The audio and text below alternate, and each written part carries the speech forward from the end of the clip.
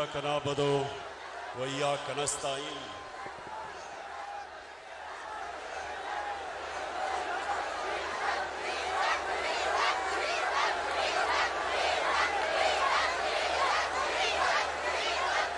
सबसे पहले मैं आज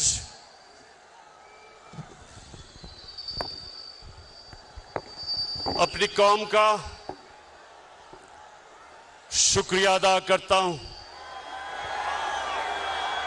आपका मैं दिल से शुक्रिया अदा करता हूं कि आप जिस तरह मेरी कॉल पे हर पाकिस्तान के कोने से आज यहां आए, मेरा दिल से मैं आपकी अप्रिसिएशन और शुक्रिया अदा करता हूं। बहुत बहुत शुक्रिया आपका। मैं अपनी टीम जो ऊपर बैठी है, मेंबर्स पार्लियामेंट, मैं आज इस स्टेज से आपको खराज तहसीन पेश करता हूं कि मुझे पता है कि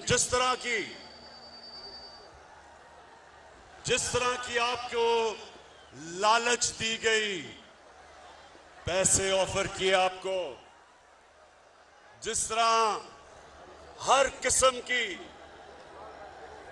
आपके ज़मीर को खरीदने की कोशिश की गई, मैं आज आपको खराज तहसीन पेश करता हूं कि माशाअल्लाह आपने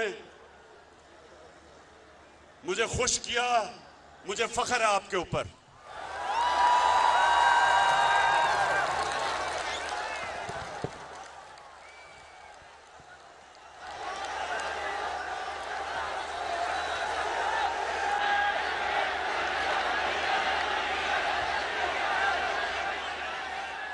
मैं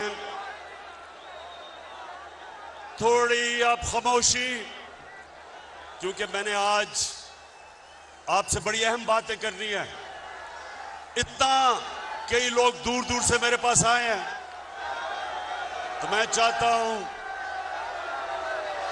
कि आज आप बड़ी खामोशी से मुझे सुने, क्योंकि मैंने अपनी दिल की आपसे बातें करनी है।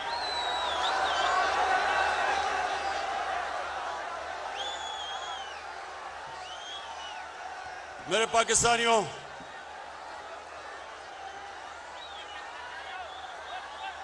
मेरे अजीम बाशऊर पाकिस्तानियों,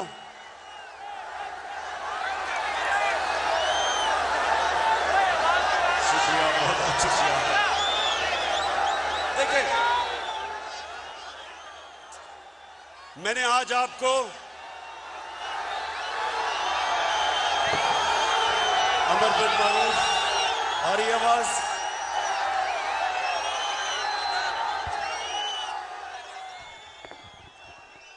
मैंने अमर बिन मारूफ पे आपको जो दावत दी, उसका क्या मतलब था कि पाकिस्तानियों ये याद रखें कि हमारा मुल्क एक नजरिए के तहत बना था, और वो नजरिया जो पाकिस्तान का था वो एक इस्लामी फलाई रियासत थी, जो कि मदीना के असूलों के ऊपर खड़ा करना था हमने। तो मेरे से लोग पूछते हैं, इमरान खान तुम दीन की इतनी बातें क्यों करते हो? मेरे से लोग पूछते हैं कि आप दीन को सियासत के लिए क्यों इस्तेमाल करते हैं? तो मैं आज आपको सबके सामने पहले ये जो मेरे दिल की बात है वो ये कि आज से 25 साल पहले जब मैंने अपनी जमात बनाई थी, तो मैं सिर्फ इसलिए सियासत में आया था कि हम जो नजरिया पाकिस्तान,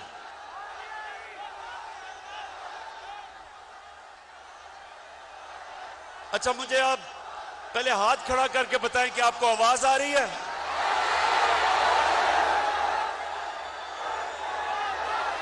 सबको आवाज आ रही है? उधर नहीं आ रही?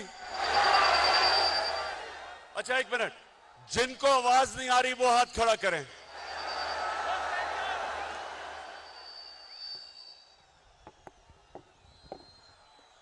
फैसल, ये चेक करो इसका क्या मसला है, वहां नहीं आ रही आवाज उनको।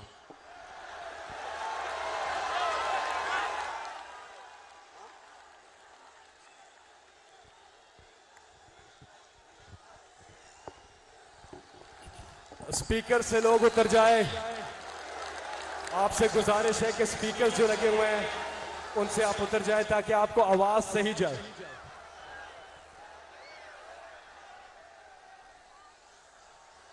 अच्छा आप चेक करो, आवाज आ रही है आपको? नहीं, जिधर आवाज नहीं आ रही उधर हाथ खड़ा करके बताएं। उधर नहीं आ रही। अच्छा मेरी बात सुने, मसला ये हुआ है कि इतना बड़ा जलसा हो गया कि सारे जो हमने इंतजामात किए हुए थे, ना वो लाइटें जल रही और ना आवाज आ रही है, तो थोड़ी देर आपको सब्र करना पड़ेगा। ये ठीक कर रहे हैं सिस्टम की आपको आवाज आए, लेकिन अब थोड़ी खामोशी से सुने मेरी बात। जिनको आवाज आ रही है वो सुने। देखें,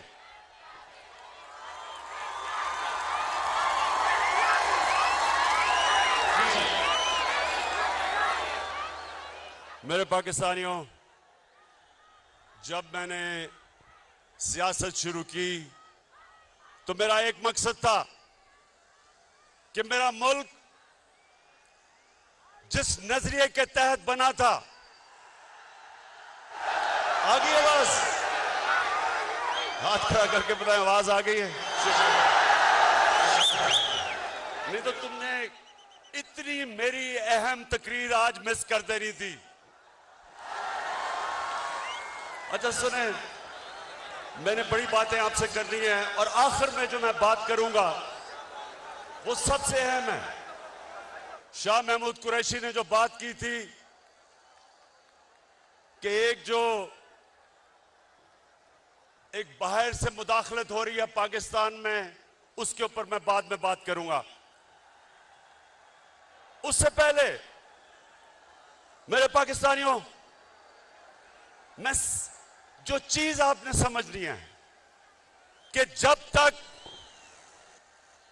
हम अपने नजरिए पे नहीं खड़े होंगे पाकिस्तान कौम नहीं बनेंगे। हमें लोगों का हजूम होगा। कौम नजरिए पे बनती है और वो नजरिया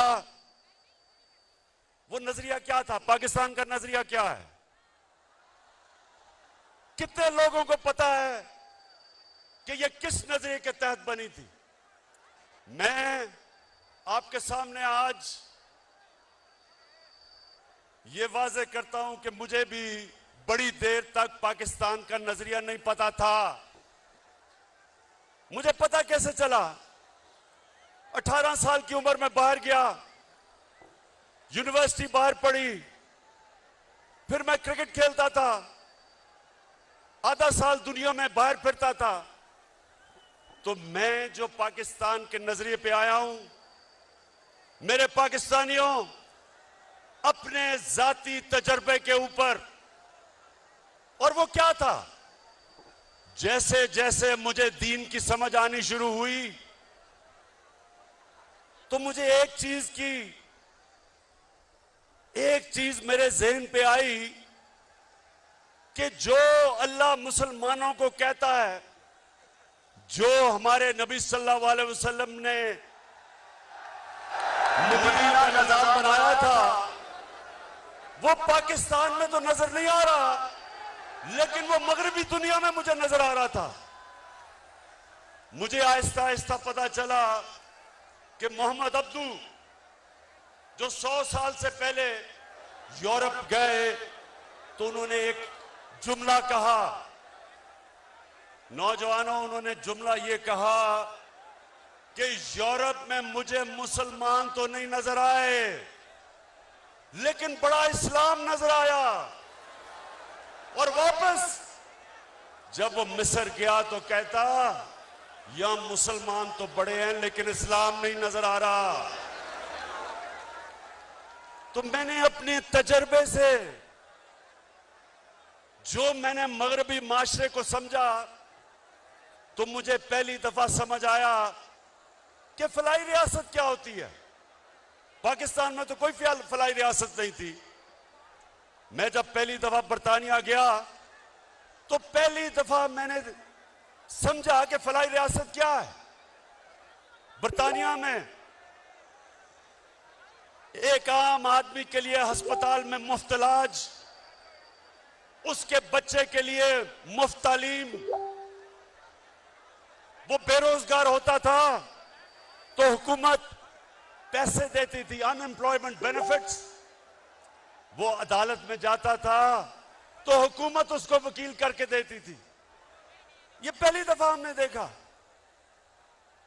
और यही मेरे नबी सल्लल्लाहु अलैहि वसल्लम ने मदीना की रियासत में दुनिया की तारीख की पहली फलाई रियासत बनाई थी, जिधर पहली दफा रियासत ने जिम्मेदारी ली थी अपने बेवों की, यतीमों की, गरीबों की, बूढ़ों की, मजदूरों की। ये पहली दफा मुसलमानों की रियासत में ये चीज आई थी। तो ये तो मैंने यूरोप में देखी, स्कैंडिनेविया में देखा कि वो किस तरह अपने गरीब तबके को ऊपर उठाते हैं। और हाल ही में चाइना में देखा कि पिछले 30 साल में चाइना ने 70 करोड़ लोगों को गुर्बत से निकाला। ये वो हमारे नबी सल्लल्लाहु अलैहि वसल्लम के जो अहकामात थे उन पे चल रहे हैं। पाकिस्तानियों, ये याद रखें कि हमारे नबी सल्लल्लाहु अलैहि वसल्लम रहमतुल लिल आलमीन थे। हमारा जो खुदा है वो रब्बुल आलमीन है, सब इंसानों के वो खुदा हैं। और हमारे नबी सब इंसानों के लिए रहमत बन के आए। इसका मतलब क्या कि जो भी इंसानी माशरा उनके अहकामात पे चलेगा, अल्लाह की बरकत आएगी। वहां उस माशरे पे अल्लाह की नेमतें आएंगी। जब कुरान में अल्लाह कहता है कि नबी के रास्ते पे चलो, तो हमारी बेहतरी के लिए कहता है। क्योंकि जो मदीना की रियासत पे अल्लाह की नेमतें और बरकतें आई, देखते देखते एक रियासत, एक लोग जिनकी कोई हैसियत नहीं थी, दुनिया की उन्होंने इमामत की, वर्ल्ड लीडर्स बने। सदियों तक मुसलमानों ने दुनिया को लीडरशिप दी। तो वो क्या, जब आप नजरिया पाकिस्तान की बात करते हैं तो वो क्या चीजें हैं? सबसे पहले कि एक रियासत में रहम हो, एहसास हो अपने कमजोर तबके का, इंसानियत हो। तो उस रास्ते पे मेरे पाकिस्तानियों, मुझे बड़ा फख्र है कि हम निकल चुके हैं। हम वो मुल्क हैं जो किसी भी दुनिया की डेवलपिंग वर्ल्ड, जो मुल्क तरक्की कर रहे हैं, किसी मुल्क के अंदर भी यूनिवर्सल हेल्थ कवरेज नहीं है। हर हमने खानदान को हेल्थ इंश्योरेंस दी 10 लाख रुपए की। ये हमने अपने नबी की सुन्नत पे चल के, कि एक आम आदमी जिसके पास पैसे नहीं, जिस घराने में गुर्बत हो, उधर उनको सबसे बड़ा मसला होता है कि कोई बीमार हो जाए, क्योंकि उनके पास पैसे नहीं होते। तो मेरे पाकिस्तानियों, मुझे फख्र है आज कि पाकिस्तान में वो हम हेल्थ इंश्योरेंस लेके आए हैं कि गरीब से गरीब आदमी एक प्राइवेट हॉस्पिटल में अपना जाके इलाज करवा सकता है, जिधर वो सोच भी नहीं सकता था पहले, तसव्वुर भी नहीं था। उसके अलावा हमारा जो एहसास का प्रोग्राम है, पाकिस्तान की तारीख में कभी इतना पैसा खर्च नहीं किया गया अपने कमजोर तबके को ऊपर उठाने के लिए। हमारा राशन है वो हम शुरू कर रहे हैं 2 करोड़ खानदान के लिए। ताकि उनको महंगाई के अंदर सहारा दिया जाए। हमारी नौजवानों, हमारा कामयाब पाकिस्तान का प्रोग्राम है, जिधर 20 लाख खानदानों को हम 5 लाख रुपए एक फर्द को कर्जा दे रहे हैं सूद के बगैर, जिधर 20 लाख उसी खानदान को कर्जा दे रहे हैं सूद के बगैर घर बनाने का, और उसी खानदान को एक फर्द को टेक्निकल एजुकेशन दे रहे हैं ताकि वो अपना रोजगार कमा सके। ये पहली दफा हमारे मुल्क की तारीख में निचले तबके को ऊपर उठाने की कोशिश हो रही है। और जब मेरे नौजवानों, हमारे पास टैक्स पे पैसा आया, हमारा टैक्स बढ़ा, तो सबसे पहले मैंने काम किया, 250 अरब रुपए की हमने सब्सिडी देके पेट्रोल की कीमत बजाय 10 रुपए बढ़ाने की 10 रुपए कम की।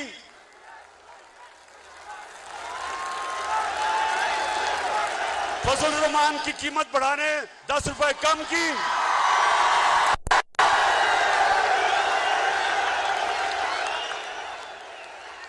और बिजली की कीमत 5 रुपए यूनिट कम की, 250 रुपए की हमने सब्सिडी दी।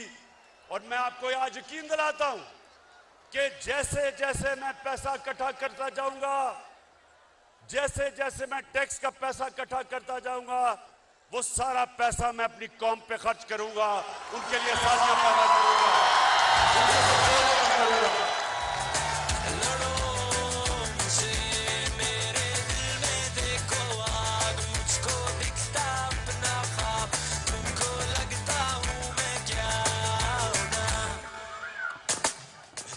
माशाअल्लाह, मेरी कौम का जुनून, इस जुनून को इंशाअल्लाह हमने काबू करके पाकिस्तान को दुनिया की अजीम कौम बनाना है इंशाअल्लाह।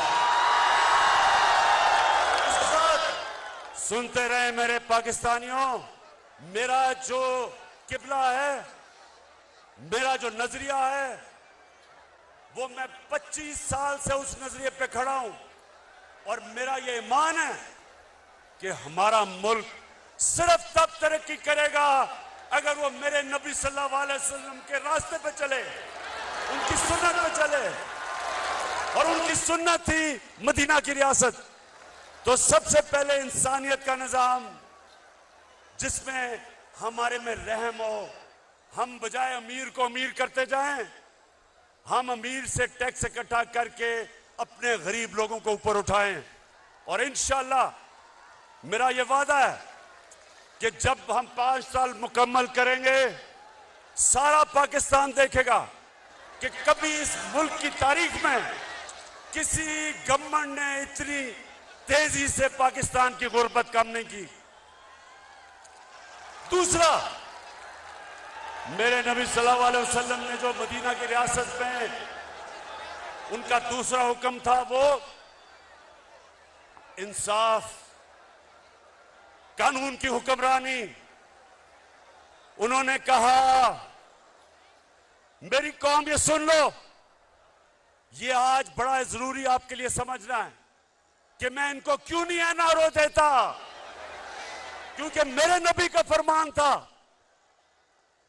कि तुम्हारे से पहले बड़ी कौमें तबाह हुई, जिधर छोटा चोर चोरी करता था तो उसको जेल में डाल देते थे, और जब बड़ा डाकू चोरी करता था उसको एनआरओ दे देते थे।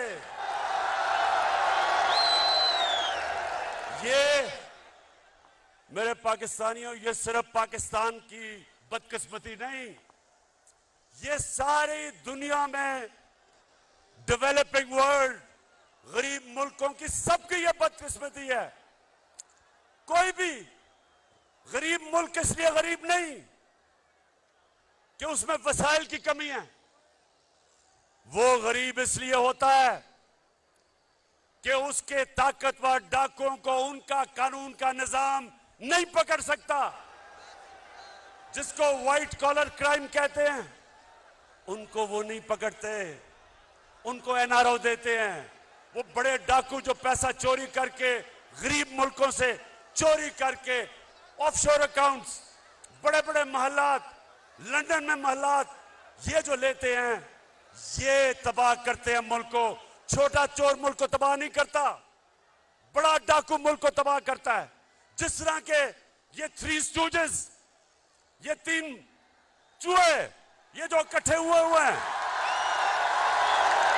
30 साल से मुल्क को लूट रहे हैं। ये 30 साल से ये इस मुल्क का खून चूस रहे हैं। इनकी अरबों अरबों डॉलर्स, रुपए की नहीं, इनकी डॉलर्स की प्रॉपर्टीज बाहर पड़ी हैं, इनके ऑफशोर बैंक अकाउंट्स हैं। और ये सारा ड्रामा हो रहा है कि किसी तरह जनरल मुशर्रफ की तरह इमरान खान घुटने टेक के इन सबको एनआरओ दे दे। ये सारा ड्रामा है। पहले दिन से ब्लैकमेल करने की कोशिश है। जब मौका मिलता है हुकूमत को गिराने की सिर्फ एक वजह से कोशिश करते हैं कि जनाब हम कोई खास अल्लाह के मखलूक हैं, हम चोरी करें, डाका मारें, इनको कोई खास ऐसी मखलूक है कि इनको सब कुछ माफ हो जाना चाहिए। और जनरल मुशर्रफ ने जो इस कौम पे जुल्म किया, इनके प्रेशर में आके अपनी कुर्सी बचाने के लिए, अपनी गवर्नमेंट बचाने के लिए उसने इस मुल्क के ऊपर जो जुर्म किया, इन चोरों को एनआरओ दिया, उसकी वजह से लूट मार हुई 10 साल। आज जो हम बोझ उठा रहे हैं, हम जो इनके लिए हुए कर्जों की किस्तें अदा करने पे जो हम बोझ उठा रहे हैं, वो सिर्फ और सिर्फ इसलिए कि जनरल मुशर्रफ ने अपनी हुकूमत बचाने के लिए इनको एनआरओ दिया। तो ये तैयार हो जाए नौजवानों, इमरान खान जो मर्जी ये कर ले, हुकूमत जाती है जाए, जान जाती है जाए, कभी इनको माफ नहीं करूंगा। जाग उठा है सारा वतन साथियों, मुजाहिदों, जाग उठा है सारा वतन साथियों, मुजाहिदों। जी, अब जो हमारे नबी सल्लल्लाहु अलैहि वसल्लम ने मदीना की रियासत में कानून की बालादस्ती कायम की थी, सुनो मेरे नौजवानों, हजरत अली रज़ी अल्लाह ताला, उनका मुकाम किधर? उनका मुकाम हमारे दिलों में, हमारे दीन में, हमारी तारीख में। वो खलीफा वक्त होते हैं। और एक यहूदी के साथ केस लगता है अदालत में। हजरत अली रज़ी अल्लाह ताला अदालत में उस यहूदी के खिलाफ केस हार जाते हैं। खलीफा वक्त केस हारता है क्योंकि काजी उनके बेटे की गवाही नहीं मानता। अब इससे क्या चीज सामने आती है? सबसे पहले कि खलीफा वक्त भी कानून के ऊपर नहीं होता। मुसलमानों का जो इंसाफ का निजाम था, हमारे नबी सल्लल्लाहु अलैहि वसल्लम ने कहा मेरी बेटी भी जुर्म करेगी तो उसको सजा मिलेगी।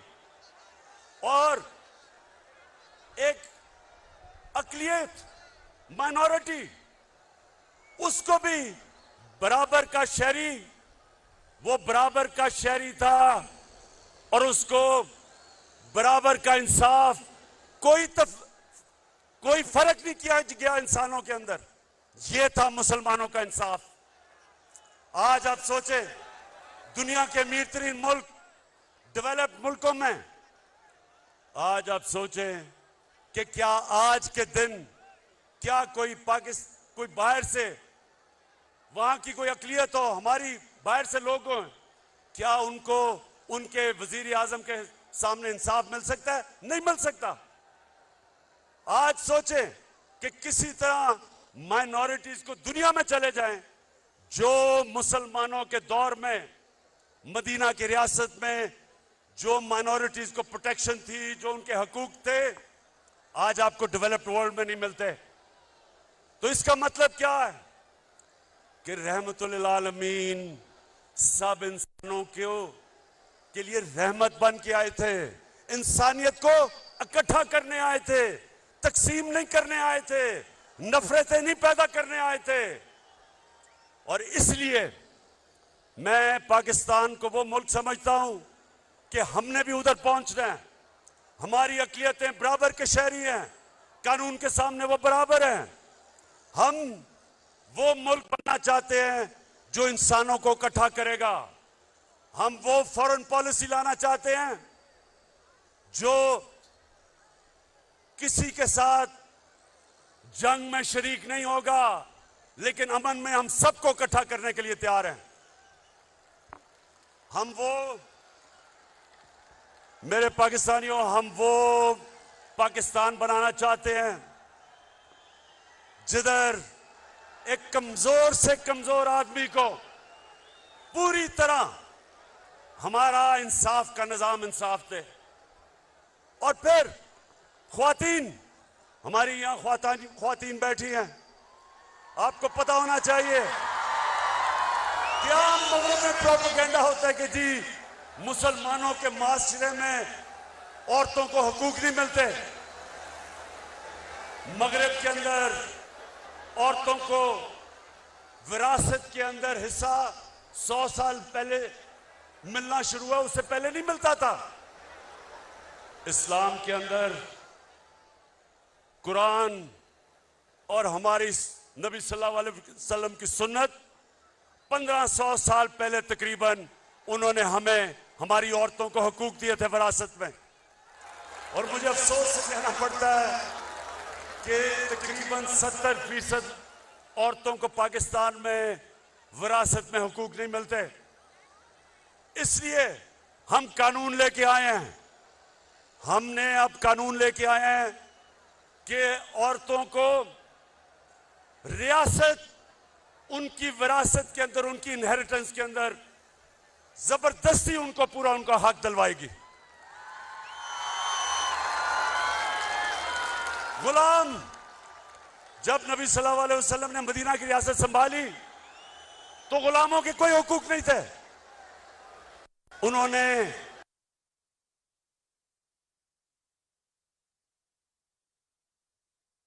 गुलाम रखना है तो उसको एक घर के फर्द की तरह रखो। ये हमारा, नौजवानों, हमारा ये था दीन। मुसलमानों के दौर में गुलाम बादशाह बन गए, हिंदुस्तान में गुलामों ने हुकूमत की, मिस्र में गुलामों ने हुकूमत की, क्योंकि नबी का फरमान था कि उनको एक घर के फर्द की तरह रखो।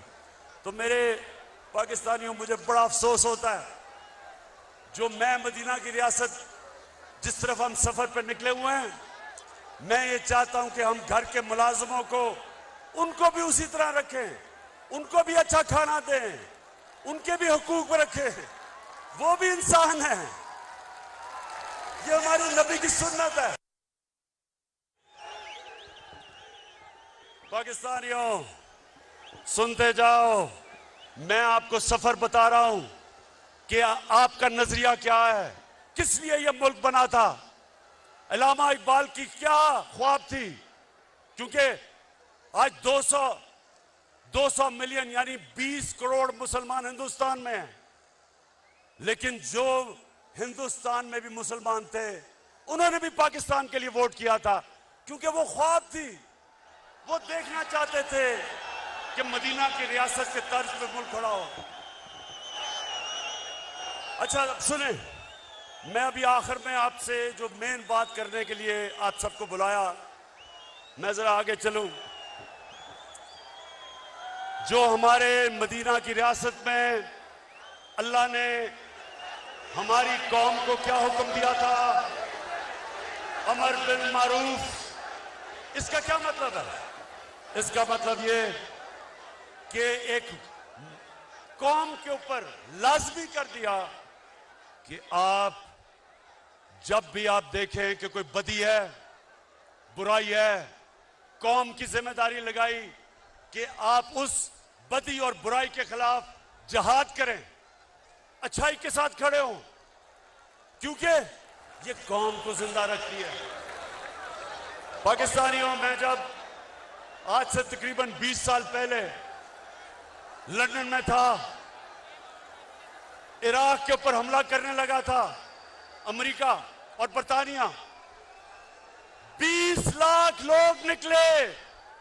बरतानिया में 20 लाख लोग सड़कों पे निकले जंग के खिलाफ। अमर बिल मारूफ, इसको कहते हैं अमर बिल मारूफ, कि उनकी हुकूमत को फायदा भी होना था इराक जंग से, इराक में तेल भी था, लेकिन वो अच्छाई के साथ खड़े हुए। उन्होंने कहा नहीं, ये गलत है।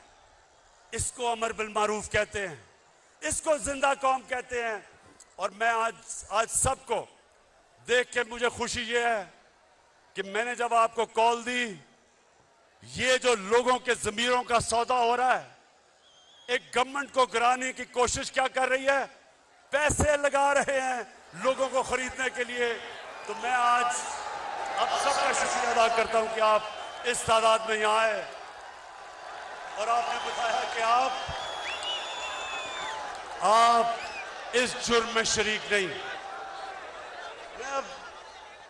मैंने जरा आपको बस जो मैं बात करने के लिए आखिर में, ये जो साजिश है उसके ऊपर बात करने से पहले मैं सिर्फ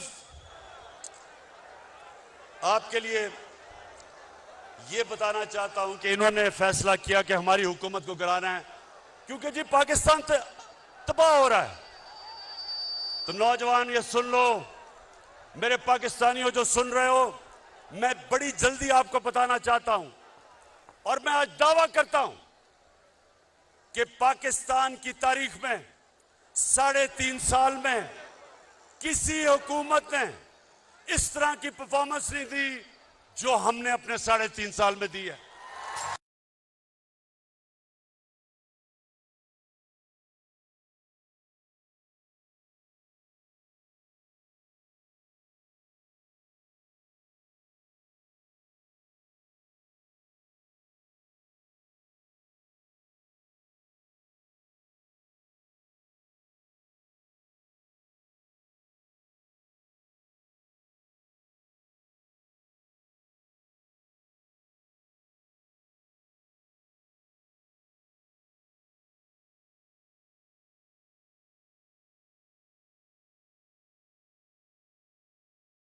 आपने डिसिप्लिन का मुजाहरा करना है, ये बड़ा जरूरी है, क्योंकि आपने मेरी बात सुननी है, इसलिए तंग नहीं करना लोगों को, डिसिप्लिन रहना है।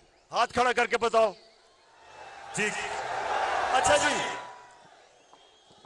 अब मैं बड़ी जल्दी आपको बताना चाहता हूं कि हमारी हुकूमत ने क्या किया।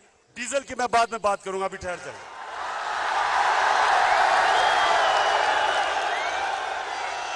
डीजल की कीमतें, शुक्र करें, 10 रुपए कम किए डीजल की कीमत। अच्छा जी, पहले पाकिस्तानियों, मैं अल्लाह का शुक्र करता हूं, मैं अपने अल्लाह का शुक्र करता हूं कि 100 साल में सबसे बड़ा बुरहान दुनिया में आया कोरोना वायरस का। सारी दुनिया बंद हो गई, लॉकडाउन लग गए, गरीब सारी दुनिया में कुचले गए।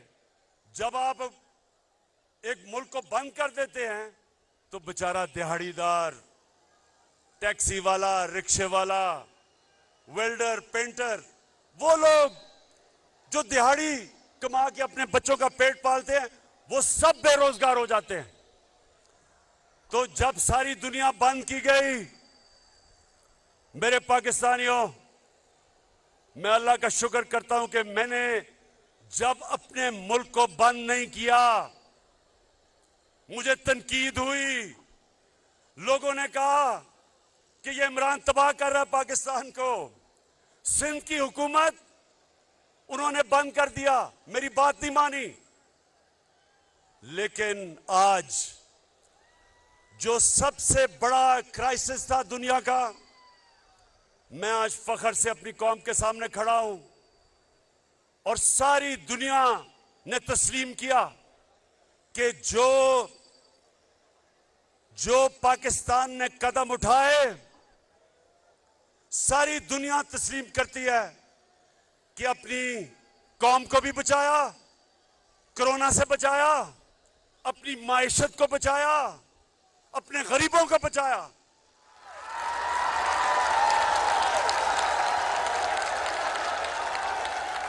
अभी वर्ल्ड बैंक ने एक रिपोर्ट दी है। इस रिपोर्ट के मुताबिक सारे बर्रे सगीर में आज जिधर सबसे कम बेरोजगारी है वो पाकिस्तान है, क्योंकि जो उस वक्त हमने कदम उठाए और ये जो थ्री स्टूजेस वाली ऑपोजिशन है,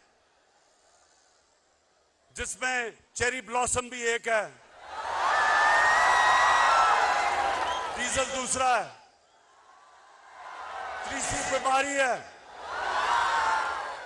और चौथा भगौड़ा है।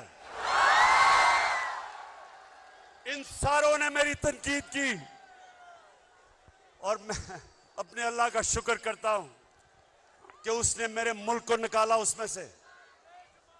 और मैं उस दौरान जब सारी दुनिया की माइशत तबाह हो रही थी, पाकिस्तान वो मुल्क है जिसने 5.6% के ऊपर हमारी माइशत ने तरक्की की, जो सारे दंग रह गए, ऑपोजिशन दंग रह गई। अल्लाह का शुक्र अदा करता हूं।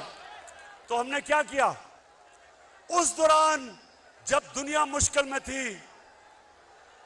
पाकिस्तान की एक्सपोर्ट्स रिकॉर्ड, हमारी मुल्क की तारीख में सबसे ज्यादा एक्सपोर्ट्स पाकिस्तान ने की। हमने पाकिस्तान की तारीख में सबसे ज्यादा टैक्स इकट्ठा किया। हमने अपने बैरून मुल्क पाकिस्तानियों को उनको इंसेंटिव्स दिए और सबसे ज्यादा पाकिस्तान की तारीख में उन्होंने डॉलर्स पाकिस्तान में भेजे, रेमिटेंसेस पाकिस्तान में भेजी। हमारी कंस्ट्रक्शन इंडस्ट्री, आज जरा पूछें कंस्ट्रक्शन इंडस्ट्री के लोगों में कि जो हमने उनके लिए आसानियां पैदा की, आज हमारी कंस्ट्रक्शन इंडस्ट्री में 1500 अरब रुपए का मजीद वेल्थ क्रिएशन हुई। कंस्ट्रक्शन इंडस्ट्री के साथ 30 इंडस्ट्री चली, इसलिए हमारे मुल्क में बेरोजगारी नहीं हुई जो सारी दुनिया में कोरोना की वजह से हुई। हमारा जो ज़राअत थी, नौजवानों ये सुनते रहो, क्योंकि 60% पाकिस्तान ज़राअत के ऊपर रहता है, देहात में रहता है। आज आप अपने किसानों से पूछो कि इस मुल्क की तारीख में सबसे ज्यादा पैसा ज़राअत में गया। 5 फसलें पाकिस्तान की तारीख में सबसे रिकॉर्ड फसलें हुई। गंदम रिकॉर्ड, गंदम की फसल रिकॉर्ड, चावल की फसल रिकॉर्ड, मकई की फसल रिकॉर्ड, चावल की फसल रिकॉर्ड, और अभी ये आलू की फसल आई है वो भी रिकॉर्ड तोड़ गई है माशाल्लाह। ये क्यों हुआ? क्योंकि हमने किसानों की मदद की। हमें जो पहले शुगर मिल माफिया किसानों को पैसे नहीं देता था, पूरी तरह कटौती करता था, उनको देर तक, साल तक पैसे नहीं देता था, हमने किसानों के साथ खड़े हुए, हमने अपने किसानों को खड़ा किया, हमने उनको प्रोटेक्ट किया, हमने हुकूक दिलवाए, किसान को पैसा दिलवाया, उसने अपनी जमीन पे पैसा लगाया, जमीन में जब पैसा लगा तो पैदावार बढ़ी, पाकिस्तान का फायदा हुआ। तो मुझे बड़ा फख्र है अपने किसानों पे। और फिर नौजवानों, इंडस्ट्री, आज पाकिस्तान की इंडस्ट्री तेजी से बढ़ रही है। हमारी टेक्सटाइल इंडस्ट्री, आज मजदूर नहीं मिलते टेक्सटाइल फैक्ट्रियों को, क्योंकि हमारी इंडस्ट्री चल रही है, रिकॉर्ड एक्सपोर्ट कर रही है, मुल्क आगे बढ़ रहा है, इंडस्ट्रियलाइजेशन की तरफ जा रहा है। नया पैकेज दिया हमने स्मॉल और मीडियम इंडस्ट्री को। आपको चेंबर ऑफ कॉमर्स वाले लोग बताएंगे कि पहली दफा एक हुकूमत अपनी इंडस्ट्री को पूरी तरह अपनी इंडस्ट्रीज के साथ खड़ी है, ताकि जब इंडस्ट्री बढ़ेगी, रोजगार बढ़ेगा, मुल्क में पैसा बढ़ेगा, टैक्स बढ़ेगा, और जब टैक्स बढ़ेगा तो मैं अपनी कौम के ऊपर खर्च करूंगा, आसानियां पैदा करूंगा अपनी कौम की। फिर नौजवानों, ये तैयार हो जाओ, पहली दफा पाकिस्तान में तनख्वाहदार लोगों के लिए, जिनके पास कभी भी पैसा नहीं था अपना घर खरीदने के लिए, हमने पहली दफा पाकिस्तान के बैंकों के साथ मिलकर 30 अरब रुपया उनको सब्सिडी दी। आज पहली दफा बैंक कर्जे दे रहे हैं छोटे लोगों को, जो तनख्वाहदार लोग थे, जो बेचारे किराए के घरों में रहते थे। हमने बैंकों को पैसा दिया, बैंक कर्जे दे रहे हैं। जो आदमी या जो एक खानदान किराए के घर में रहता था, अब उसी किराए पे वो बैंक को किस्तें देगा और वो घर उसका अपना हो जाएगा, अपनी छत होगी। रोटी कपड़ा मकान का किसका नारा था, और मेरे अल्लाह का शुक्र है कि वो काम किससे ले रहा है। फिर तैयार हो जाओ। ये कहते हैं ना कि इस गवर्नमेंट ने किया कुछ नहीं। मैं चैलेंज करता हूं, 30 साल से ये हुकूमत कर रहे हैं, मुझे चैलेंज हो, मैं इनको करता हूं कि आप बताएं कि आपने मुल्क के पानी, जो बहुत बड़ा मसला बनता जा रहा है मुल्क का, शहरों के अंदर पानी नहीं है, लाहौर के अंदर पानी नीचे चला गया, कराची में टैंकर माफिया है, आज पिंडी में पानी कम है। क्या किया इन्होंने? मैं बताता हूं हमने क्या किया। पहली दफा 50 साल के बाद पाकिस्तान में बड़ी डैम्स बन रही हैं। 50 साल के बाद मेरे पाकिस्तानियों, हमने डैम्स बनाई हैं, और इंशाअल्लाह पेशावर के लोगों को तो अभी मैं खुशखबरी देता हूं कि 2025 में ममान डैम बनेगी, और ममान डैम से सारे पेशावर को पानी भी मिलेगा।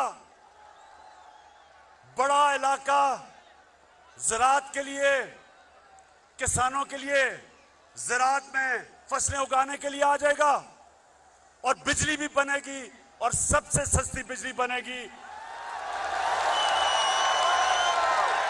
उसके बाद बड़ी डैम दासू डैम बनेगी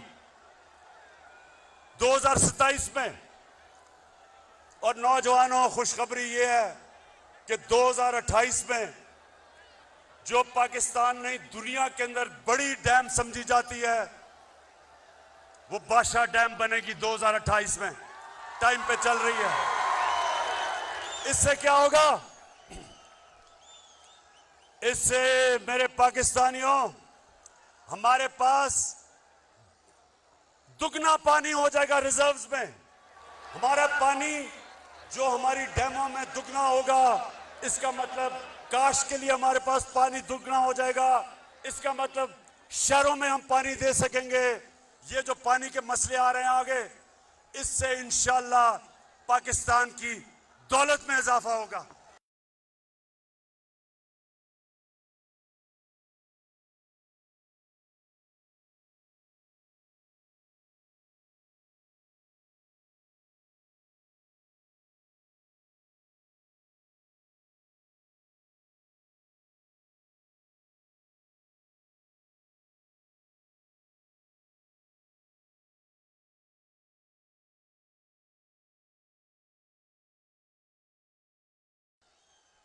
जरा अभी मैं आपने असल जो मैं आखिर में बात करनी है उसकी आपको इंतजार करनी पड़ेगी। मैं सिर्फ ये जो लोग कहते हैं ना कि इन्होंने किया क्या है, तो मैं आज अपनी कौम को बताऊं हमने किया क्या है।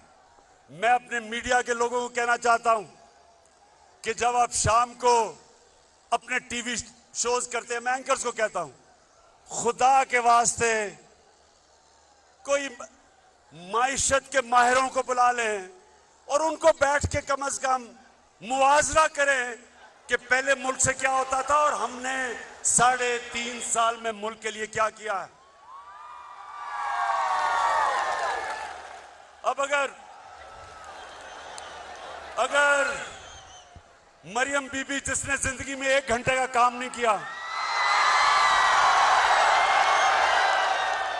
और कांपे टांगने वाले जिसको अभी 14 साल में उर्दू ही नहीं बोलनी आई, मैं लीडर बनना चाहता हूं। और आसिफ जरदारी उसको थोड़ा बड़ा होने देना था लीडर बनाने से पहले। कहता है, अच्छा वो कहता है कि मुझे, अगर तुमने ये कुछ हर रोज धमकियां देता है, अगर नैब ने मुझे बुलाया तो मैं ये कर दूंगा। भाई बिलावल क्या करोगे? मैं रो पड़ूंगा।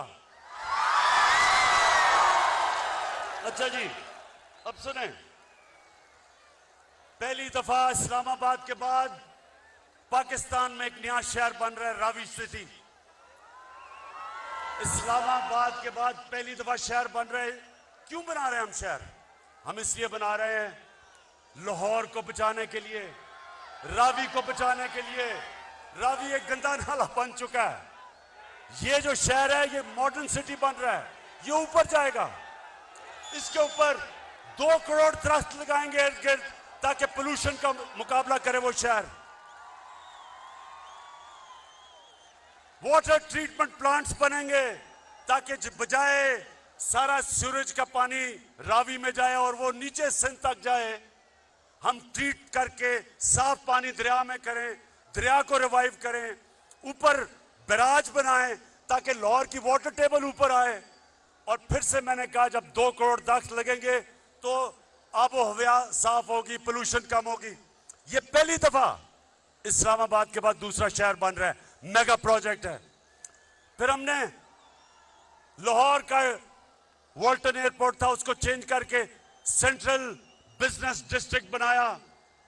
ये आप देखेंगे कि दुबई की तरह लोग तो दुबई जाते हैं ना, अब वो लाहौर के सेंट्रल बिजनेस डिस्ट्रिक्ट में जाया करेंगे। एक मॉडर्न, पूरा एक शहर के अंदर एक मॉडर्न डिस्ट्रिक्ट बनेगी। और फिर शेख रशीद साहब, आपके लिए खुशखबरी, नाला लेई प्रोजेक्ट बन रहा है रावलपिंडी को तब्दील करने के लिए, उसको एक मॉडर्न शहर बनाने के लिए। नाला लेई जो है उसका भी ट्रीटमेंट प्लांट बनेंगे, साफ पानी करेंगे।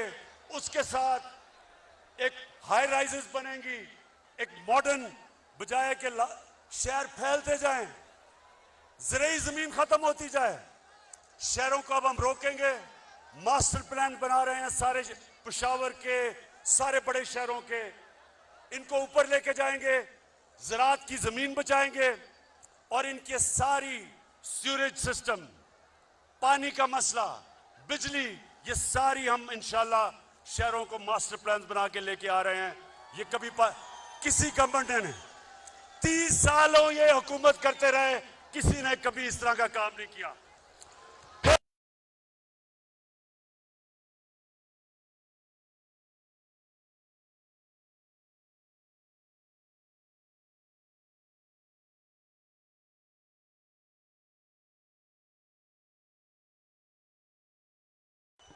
जुनून आपका मैं मान गया हूं।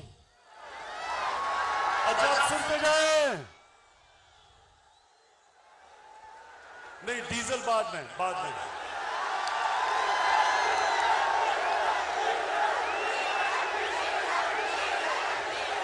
अच्छा सुने मेरे पाकिस्तानी, सुने, क्या मैं आपको बताना चाहता हूं कि करप्ट हुकूमतों में मुल्क को नुकसान क्या होता है और जब एक ईमानदार लोग हुकूमत करने आते हैं तो मुल्क को फायदा क्या होता है। अब सुने जरा, खामोशी से सुनना है, डीजल की बाद में बात करेंगे।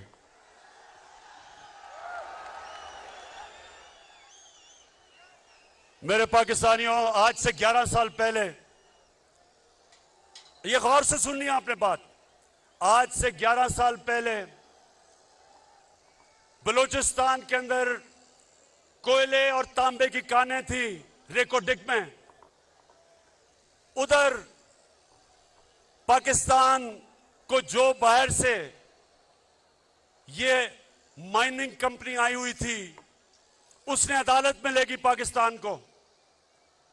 और हमें चंद साल पहले, जरा गौर से सुनेंगे, 2000 अरब रुपए का जुर्माना हुआ इंटरनेशनल अदालत में। पाकिस्तान को 2000 अरब रुपए का जुर्माना हुआ। आप ये सोचें कि सारे पख्तूनख्वा का जो डेवलपमेंट फंड है वो 200 अरब रुपया है, तो 2000 अरब रुपया पाकिस्तान को जो जुर्माना हुआ, ये मेरी हुकूमत है। इन दोनों की हुकूमतें आई और गई, कुछ नहीं कर सके। अगर वो जुर्माना हो जाता, उन्होंने जो हमारी बाहर असासे थे सब जब्त कर लेने थे। मुझे बड़े फख्र से, और मैं आज अपनी टीम को खराज तहसीन पेश करता हूं, मेरी जबरदस्त टीम ने जाके 3 साल मुसलसल हमने निगोशिएशन की, और मैं आज फख्र से अपनी कौम के सामने खड़ा होकर कहता हूं कि हमने तो 2000 अरब का हर्जाना, वो जो जुर्माना भी खत्म किया, और उसी माइनिंग कंपनी को पाकिस्तान वापस लेके आए, और वो 9 अरब डॉलर की इन्वेस्टमेंट कर रही है पाकिस्तान में। पाकिस्तान की तारीख की, मेरे पाकिस्तानियों, सबसे बड़ी बैरून मुल्क की इन्वेस्टमेंट 9 अरब डॉलर की हो रही है पाकिस्तान में। सबसे पहले तो मैं बलूचिस्तान के लोगों, आज मैं आपके लिए इतना खुश हूं क्योंकि इसका ज्यादा पैसा आपके पास जाएगा। बलूचिस्तान पीछे रह गया है। मेरी पूरी कोशिश है कि बलूचिस्तान के लोगों को हम उठाएं, तो ये जो हमने मुआहदा किया है, सबसे ज्यादा फायदा बलूचिस्तान के लोगों को होगा। और उसके बाद जो हमारा मसला, जो हमारे रुपए पे प्रेशर रहता है, इसकी वजह से फॉरेन एक्सचेंज आएगा पाकिस्तान में, और इंशाल्लाह हमारा रुपया भी आगे मजबूत होगा। हमें जो IMF के पास जाना पड़ता है, हर हमेशा डॉलर कम हो जाते हैं। इंशाल्लाह ये जब कानें काम करनी शुरू करेंगी सोने की और तांबे की, और ये आपको हैरत होगी पाकिस्तानियों, आपको अंदाजा नहीं है कितना अमीर मुल्क है। आपको अंदाजा नहीं है, पाकिस्तान में दुनिया में सबसे ज्यादा सोने और काने की जो कान होंगी, जो माइंस होंगी दुनिया में, जो रिजर्व्स होंगे गोल्ड और कॉपर के, वो पाकिस्तान में होंगे। माशाल्लाह आपका मुस्तकबिल रोशन है मेरे पाकिस्तानियों। अब दूसरा सुने, ये तो हो गई रेकोडेक। एक और हुआ था, आपको याद होगा, एक रेंटल पावर्स, पीपल्स पार्टी के दौर में बहुत बड़ी करप्शन हुई थी रेंटल पावर की। फिर पाकिस्तान के ऊपर जुर्माना हो गया इंटरनेशनल कोर्ट में। 200 अरब रुपए का हमारे मुल्क को जुर्माना हुआ, 200 अरब रुपए का। तुर्की की कंपनी थी, पाकिस्तान को उसको 200 अरब रुपए देने थे। पाकिस्तानियों, मैंने सदर अर्दोगान से बात की और उसने बैठ के हमने वो 200 अरब रुपए का जुर्माना खत्म किया। चलो चलो इमरान के साथ, चलो चलो।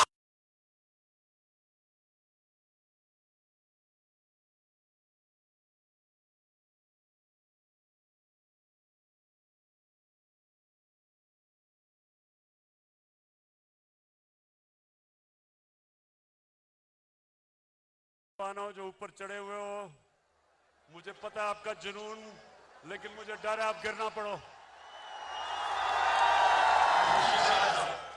अच्छा जी, सुनते जाएं मेरे पाकिस्तानियों, सुनते जाएं।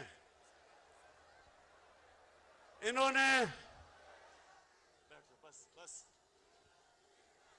पिछली हुकूमतों ने, सुने सुने सुने, मैं आपको बता रहा हूं कि जब एक करप्शन से पाक जब गवर्नमेंट आती है तो कौम को कितना फायदा होता है। मैंने आपको दो चीजों की बता दी। हमने आके नेगोशिएट किया, मुल्क को पैसा बचाया। अब तीसरी सुने, इन्होंने गैस के कॉन्ट्रैक्ट साइन किए नून लीग वालों ने, और फिर दोनों ने आईपीपीज यानी जो बिजली बनाती हैं कंपनीज, उनके साथ कॉन्ट्रैक्ट साइन किए। हमारी हुकूमत ने उनके साथ रीनेगोशिएट किया, गैस के नए कॉन्ट्रैक्ट साइन किए। और यह फर्क होता है जब आप रिश्वत नहीं लेते, पैसे नहीं बनाते। आज पाकिस्तान को 10 साल में 700 अरब रुपए की बचत होगी हमारे कॉन्ट्रैक्ट से। लेकिन अब पाकिस्तानियों एक और सुन लो, ये चौथी चीज है। आपको पता है नवाज शरीफ खुद एनएचए का अपने नीचे, नेशनल हाईवे अथॉरिटी अपने नीचे रखी हुई थी। मैं बताता हूं क्यों रखी हुई थी। अब ये जरा गौर से सुने पाकिस्तानियों, 2013 और 2021 के बीच में सारी दुनिया में महंगाई हुई, सारी दुनिया में चीजें महंगी हुई। अब आप ये एनएचए की वेबसाइट पे चले जाएं, वेबसाइट के ऊपर लिखा हुआ है कि 2013 में फी किलोमीटर सड़क कितनी कीमत पे बनती थी और 2021 में सड़क फी किलोमीटर कितनी में बनेगी। अब सोचे ना, 2021 में जाहिर है ज्यादा महंगी हुई होगी क्योंकि महंगाई हो गई। लेकिन मेरे पाकिस्तानियों, आपको हैरत होगी कि नून लीग ने जो 2013 में सड़कें बनाई और जो हमने 2021 में सड़कें बनाई, और ये सारा रिकॉर्ड एनएचए की वेबसाइट पे है। तो जो 2021 में सड़क बनी वो 2013 की जो सड़क फी किलोमीटर बनी 23 करोड़ रुपया सस्ती बनी।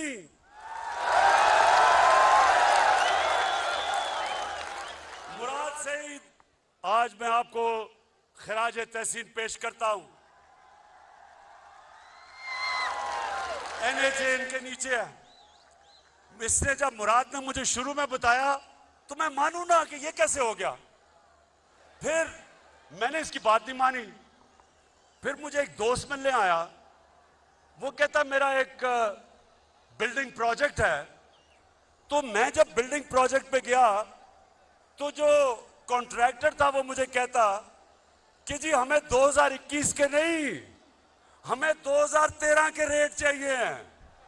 वो कहता, मैं बड़ा हैरान हो गया कि 2013 के रेट। पता चला कि 2013 में ये करप्शन की, जो करप्शन जिन्होंने इस मुल्क में सबसे ज्यादा शुरू की, नून लीग, 2013 में 23 करोड़ रुपया फी किलोमीटर इनकी सड़क ज्यादा महंगी थी। इसका मतलब हमने कैलकुलेट किया। अब पाकिस्तानियों ये सुनो कि चोरी किस तरह ये मुल्क लूटा गया है। हमने कैलकुलेट किया कि जिस रेट पे इन्होंने सड़कें बनाई, इन्होंने 1000 अरब रुपए की चोरी की मुल्क से, 1000 अरब रुपए की। यानी कि एक ईमानदार हुकूमत ने 1000 अरब रुपया अपनी कौम का बचाया, जिसकी वजह से दुगनी सड़कें बनाई हैं हमने, इनसे दुगनी सड़कें बनाई हैं, जो पैसा बचा।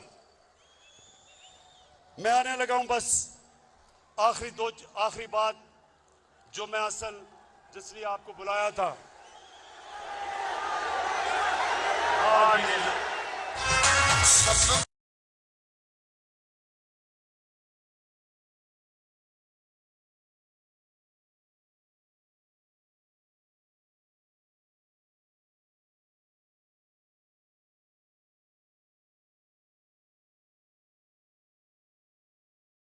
समझता हूं 30 साल से आप हुकूमत में थे, कभी आपने सोचा अपनी आने वाली नस्लों का? ये पहली हुकूमत है जिसने क्लाइमेट चेंज की बात की, जिसने पाकिस्तान में दरख्त उगाने की बात की, जिसने पाकिस्तान में सबसे पहले 1 अरब दरख्त उगाए पख्तूनख्वा में 2013 और 18 के बीच में, और आज हम 10 अरब इंशाअल्लाह अपने मुल्क में दरख्त उगा के अपने आने वाली नस्लों के लिए एक बेहतर पाकिस्तान इंशाअल्लाह छोड़ के जाएंगे।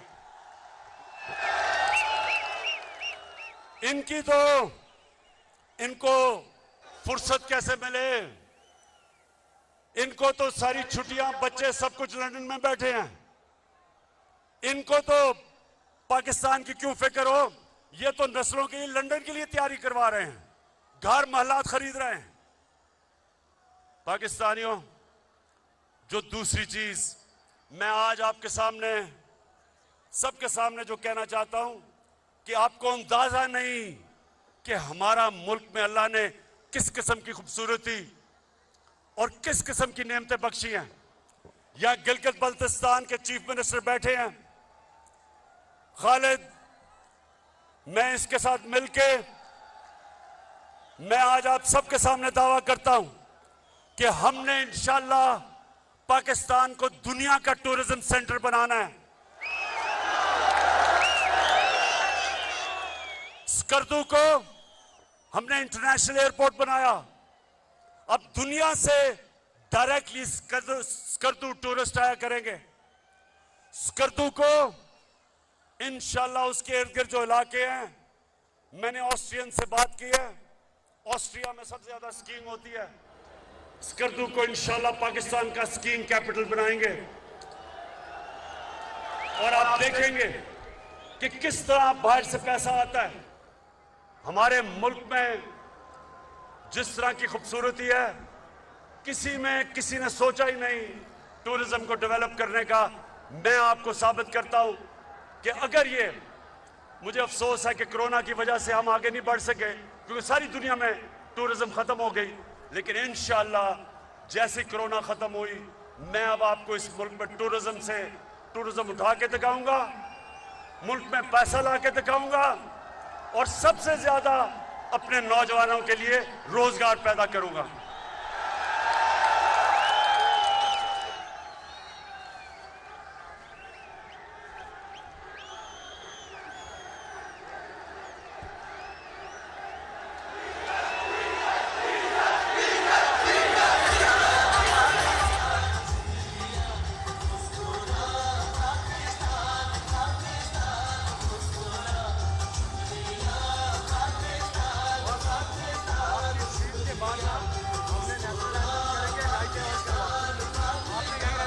बैठ जाओ, और क्या, बस उसके बाद अल्लाह करेगा, अल्लाह।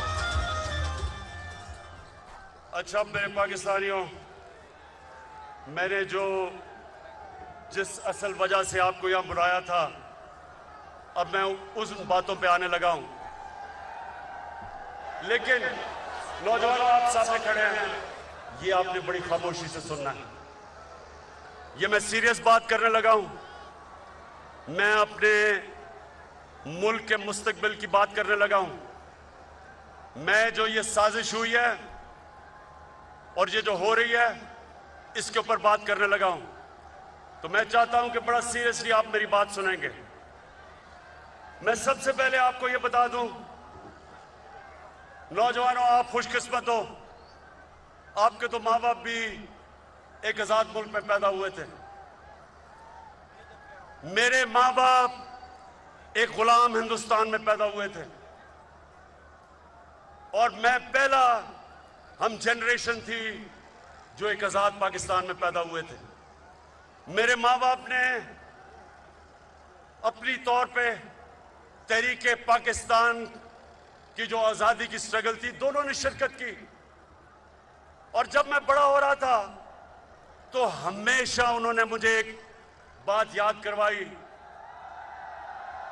उन्होंने ये कहा कि तुम्हें नहीं पता तुम कितने खुशकिस्मत हो कि तुम एक आजाद मुल्क में पैदा हुए हो।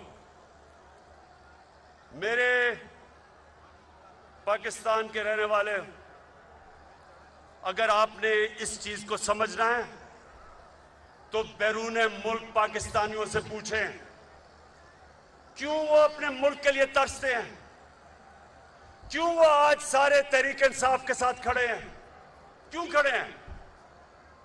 क्योंकि जब वो बाहर किसी पराये मुल्क में रोजी कमाने जाते हैं तो उनको सबसे ज्यादा कदर होती है कि अपने मुल्क में रहना कितनी बड़ी अल्लाह की नेमत है।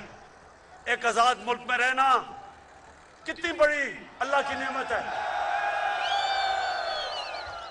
तो मैं जब अपनी पॉलिटिक्स शुरू की थी 25 साल पहले, तो मैंने अपना नस्बुलैन, अपनी जमात का नौजवानों, इय्याका नअबुदु व इय्याका नस्तईन क्यों रखा था?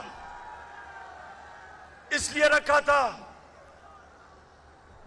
कि अल्लाह तेरी इबादत करता हूं और तेरे से मदद मांगता हूं और किसी के सामने नहीं झुकता।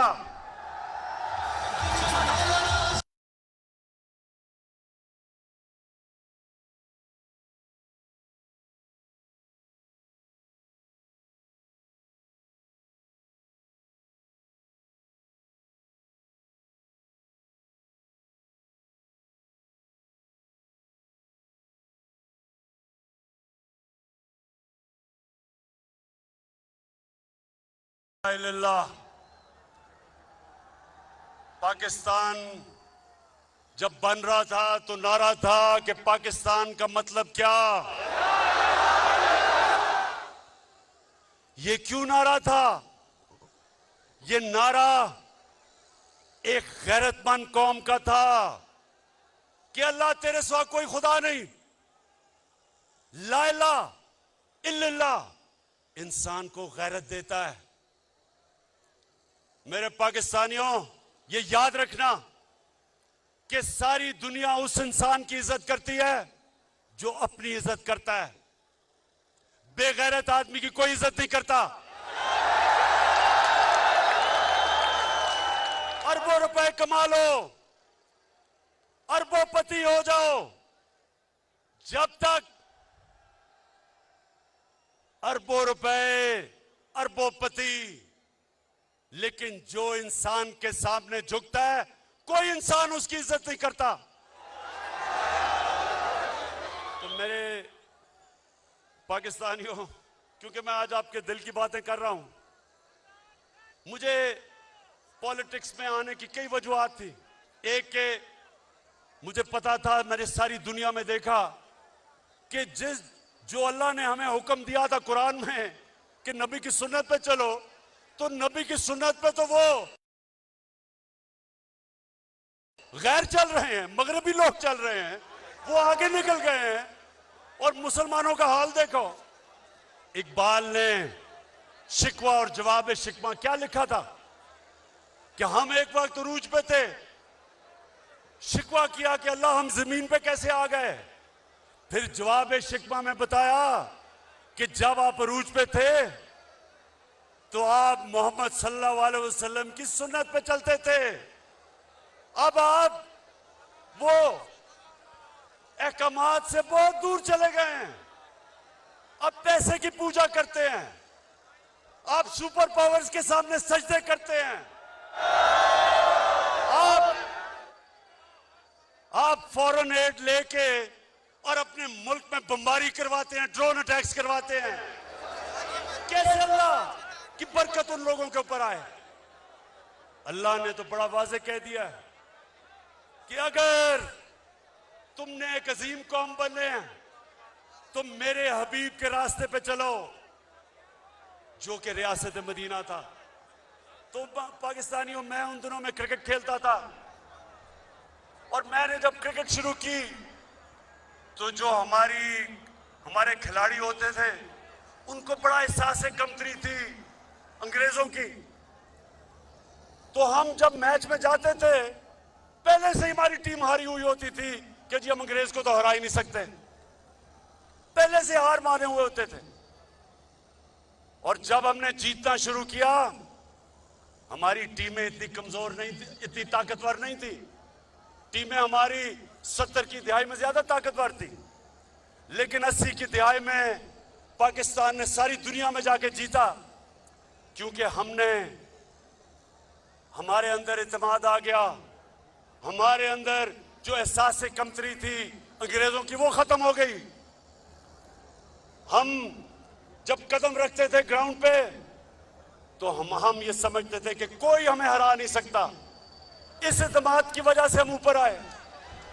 तो मैंने जब अपने मुल्क को देखा, हमारे मुल्क में मुझे कभी नहीं भूलता, शायद आपको बड़ेों को याद हो, एक रमजी यूसुफ एक आदमी था, अमेरिकनों ने कहा हमें 90 की दिहाई में हमने कोई कानून के मुताबिक चले बगैर हमने उसको अमेरिका के हवाले कर दिया।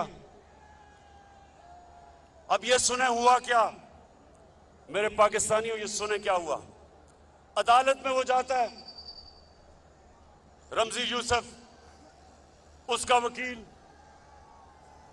वकील जज के सामने क्या कहता है ये जरा सुनो। जज के सामने कहता, जज ने कहा कि इसको सजा होनी चाहिए, इसको तो पाकिस्तान की हुकूमत ने भेज दिया हमारे पास, पाकिस्तान की हुकूमत समझती है कि इसको सजा होनी चाहिए। तो पाकिस्तानियों वो रमजी यूसुफ का वकील अदालत में खड़े होकर कहता कि पाकिस्तानी डॉलरों के लिए अपनी मां बेच सकते हैं। मुझे ये कभी नहीं भूलता, मुझे शर्म ये आई कि मेरी कौम गैरतमंद है, लेकिन जो इसके लीडर हैं वो बेगैरत है।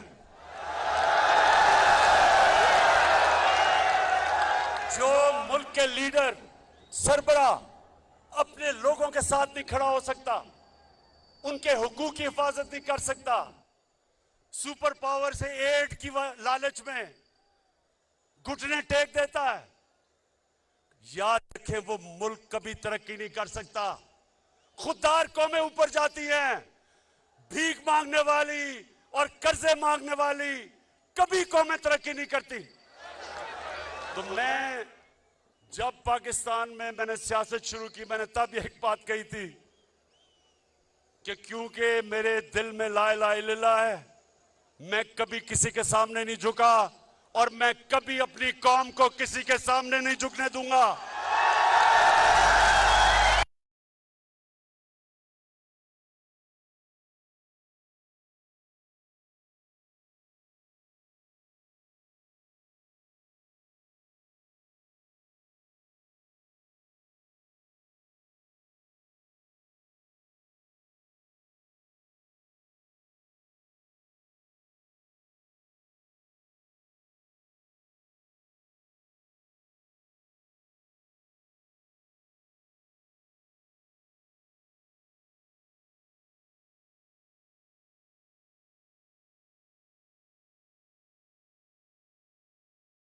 मेरी कौम का बड़ा स्टेमिना है।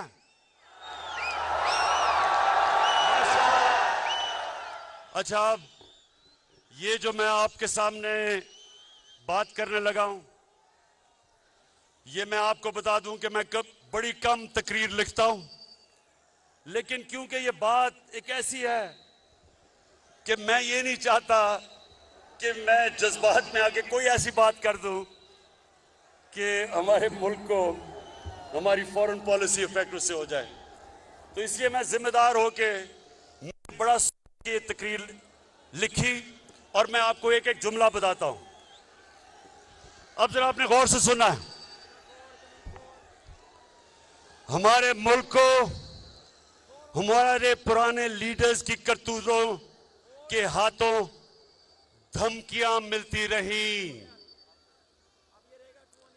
हमारे सुनते रहे, हमारे मुल्क को हमारे पुराने लीडर्स की करतूतों की वजह से धमकियां मिलती रही। ये सुने अगला, हमारे मुल्क में मुल्क के अंदर मौजूद लोगों की मदद से हुकूमतें तब्दील की जाती रही। समझ गए? अपने लोगों की मदद से हुकूमतों को तब्दील किया। भुट्टो, जुल्फिकार अली भुट्टो, उसने जब मुल्क को आजाद फॉरेन पॉलिसी देने की कोशिश की, जुल्फिकार अली भुट्टो, मेरे उससे बहुत इख्तलाफात होंगे, लेकिन मुझे उसकी खुददारी हमेशा पसंद थी। उसने मुल्क को जब आजाद फॉरेन पॉलिसी देने की कोशिश की तो फजल रहमान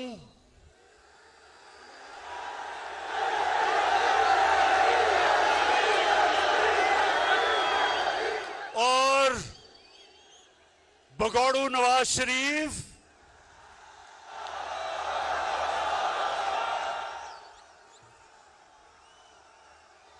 इनकी, सुनते रहें, सुने सुने सुने सुने, अभी मैं अभी आता हूं कि इन दोनों की उस वक्त की पार्टियों ने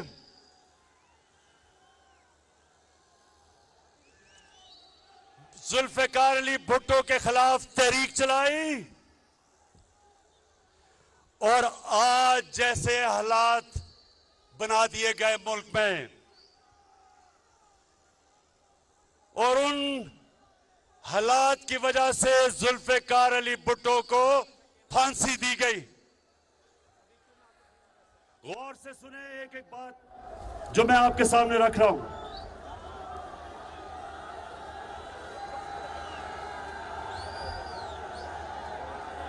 आज क्या हुआ है? आज आ रही आवाज?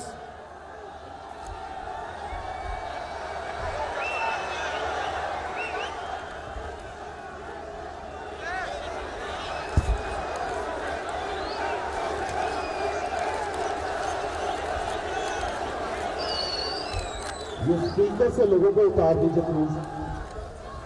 खान साहब की स्पीच सुन लीजिए। देखिए, ये सबसे अहम चीज मैं कह रहा हूं तो स्पीकर से उतरे, क्योंकि लोगों ने सुनना है।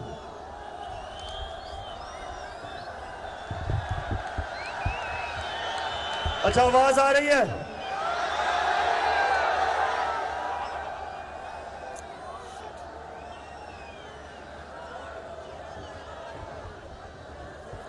जल्दी इसको ठीक करें।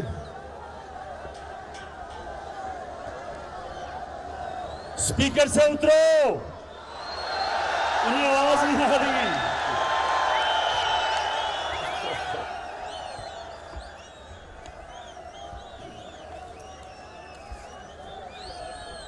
अच्छा सुने, मुझे लगता है आपको बाद में बताना पड़ेगा कि मैंने क्या कहा है। अच्छा जी, आज अच्छा, अब स्पीकर से दूर है ना, ये बड़ी अहम तकरीब मैंने करनी है। आज उसी भुट्टो के दामाद आसिफ जरदारी, सबसे बड़ी बीमारी,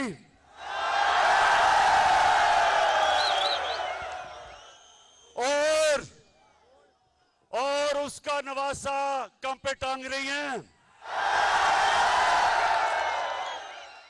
दोनों कुर्सी की लालच में अपने नाना की कुर्बानी को भुलाकर इसके कातलों के साथ बैठे हुए हैं और उनकी वकालत कर रहे हैं।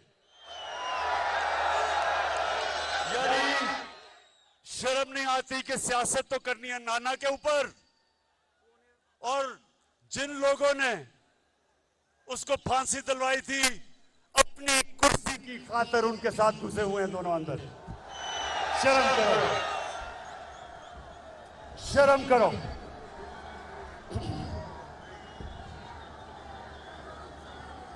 अच्छा, आज फिर मुल्क को उन्हीं हालात के सामने रख दिया गया है। अब ये सुने, हमारे मुल्क की जो पॉलिसी है, फॉरेन पॉलिसी, उसको मड़ोड़ने की कोशिश बाहर से की जा रही है। बाहर से हमारे मुल्क की फॉरेन पॉलिसी को मुतासिर किया जा रहा है। इस साजिश का, अब सुने, ये शाह महमूद, आहो उधर उतारो, उधर आवाज नहीं आई। हाँ, शाह महमूद को पता है कि इस साजिश का हमें पिछले महीनों से पता है कि ये साजिश हो रही है, महीनों से। ये जो आज सब इकट्ठे हो गए हैं, ये जो आज कातिल और मकतूल इकट्ठे हो गए हैं, कातिल और मकतूल को इकट्ठे करने वालों के भी, इनको जिन्होंने इकट्ठा किया उनका भी हमें पता है। लेकिन आज वो जुल्फिकार अली भुट्टो वाला टाइम नहीं, वक्त बदल चुका है।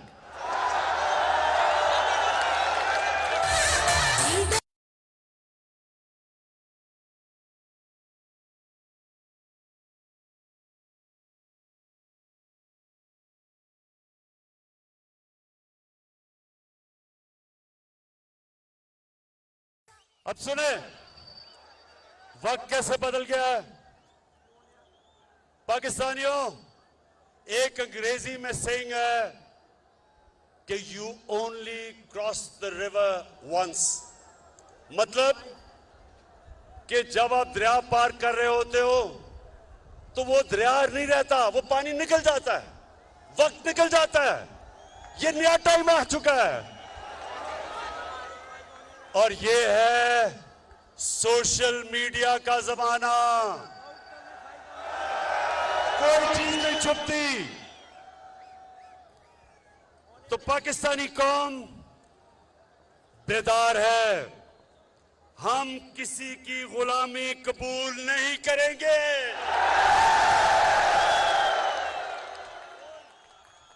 हम सबसे दोस्ती करेंगे, गुलामी नहीं करेंगे।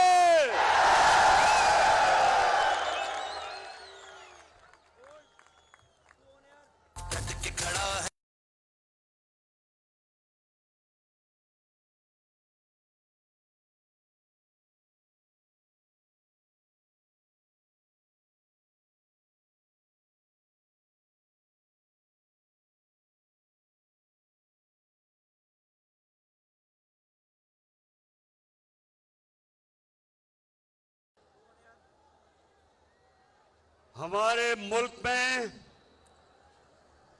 बाहर से पैसे की मदद से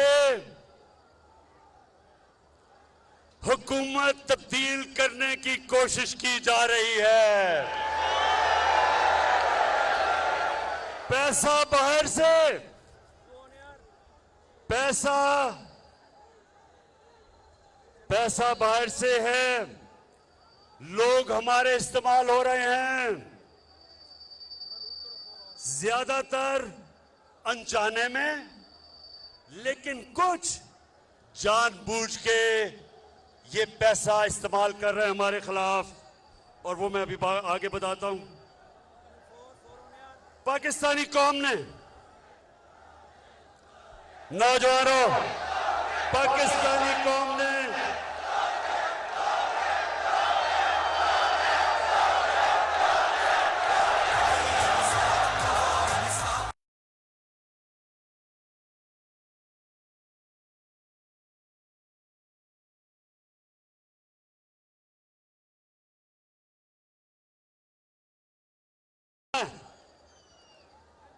कि वो बाहर के अरबों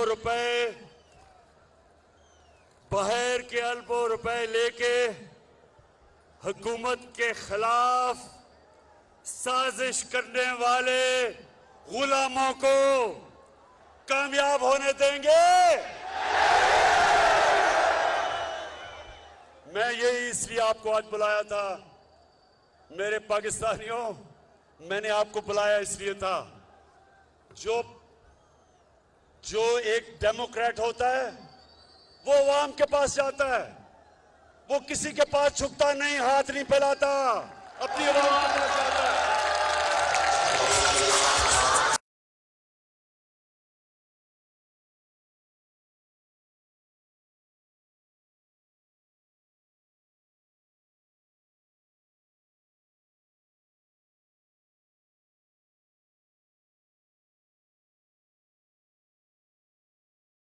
अब हेलो, आ रही आवाज? फिर कुछ सबसे इंपॉर्टेंट बात करने लगा हूं, आवाज आनी चाहिए। हेलो, हाँ शाबाश, और उसको स्पीकर को सही रखें क्योंकि आवाज नहीं आती। अच्छा जी, हमें पता है कि किन किन जगहों से बाहर से हम पे दबाव डालने की कोशिश की जा रही है, हमें पता है।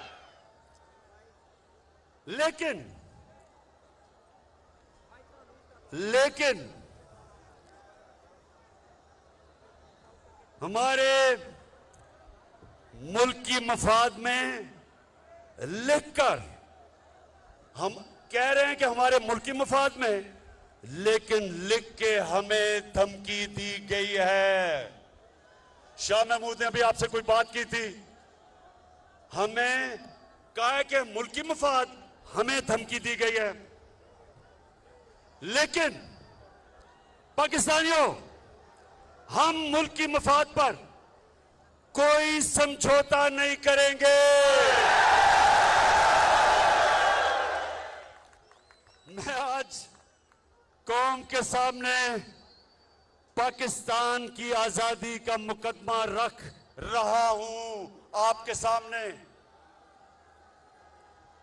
मैं इल्जामात नहीं लगा रहा, अब ये जरा सुने, मैं इल्जामात नहीं लगा रहा। मेरे पास जो ये खत है,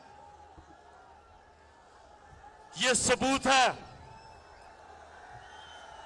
ये मेरे पास जो खत है ये सबूत है। और मैं आज ये सबके सामने कहना चाहता हूं कि कोई भी शक कर रहा है ना इस मेरे खत के ऊपर, कोई भी शक कर रहा है, मैं उनको दावत दूंगा, ऑफ द रिकॉर्ड बात करेंगे। लेकिन मैं आपको खुद देख सकेंगे कि ये मैं किस किस्म की बात कर रहा हूं। अपनी कौम और मीडिया को ये सोचने, हम सबको, हमने ये सोचना है कि हम कब तक ऐसे रहना चाहते हैं। मैं अपनी कौम को भी कह रहा हूं, अपने मीडिया को भी कह रहा हूं कि हम कितनी देर इस तरह गुजारा करेंगे। धमकियां मिल रही हैं,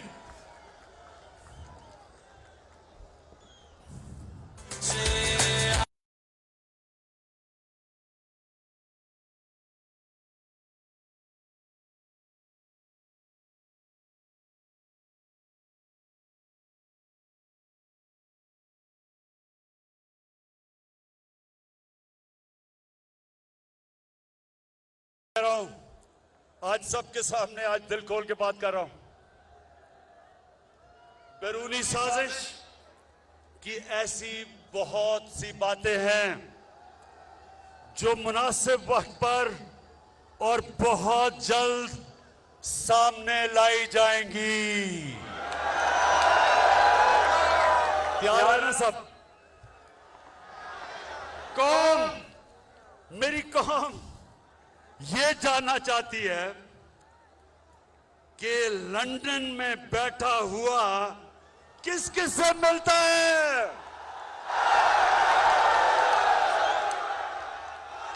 फिर से ये जो गोल मोल गोंगलू किस किस से मिलता है?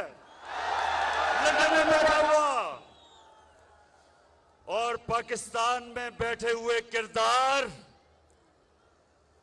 किसके कहने के ऊपर चल रहे हैं? पाकिस्तानी किरदार किसके कहने पे चल रहे हैं? आपको अंदाजा है किसके कहने पे चल रहे हैं? बताओ।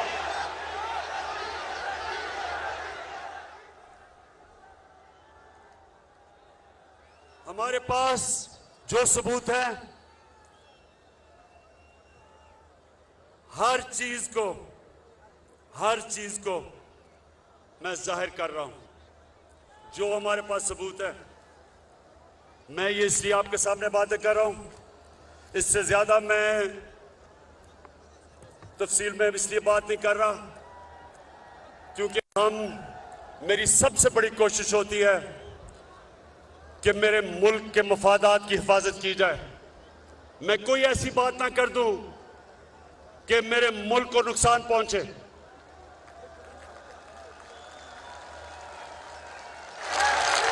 इसलिए मैंने आपसे पूरी बात नहीं की, नहीं तो मैं वो बता भी सकता था। मुझे किसका डर है? मैं तो पाकिस्तानी हूं, आपके सामने वो इंसान हूं जिसको मेरा अल्लाह सब कुछ दे चुका है। मुझे तो कोई इंसान कुछ नहीं दे सकता। मैं तो जब सियासत में आया था, अल्लाह ने तभी मुझे सब कुछ दे दिया था। मुझे तो किसी चीज की जरूरत नहीं है। अपने घर में रहता हूं, अपने घर के पैसे देता हूं, खर्चा बर्दाश्त करता हूं। कोई मेरा कैंप ऑफिस नहीं है। मेरा चैलेंज है कि पाकिस्तान की तारीख में किसी वजीर आजम ने अपनी कौम का पैसा इतना कम खर्च नहीं किया जो मैंने किया है।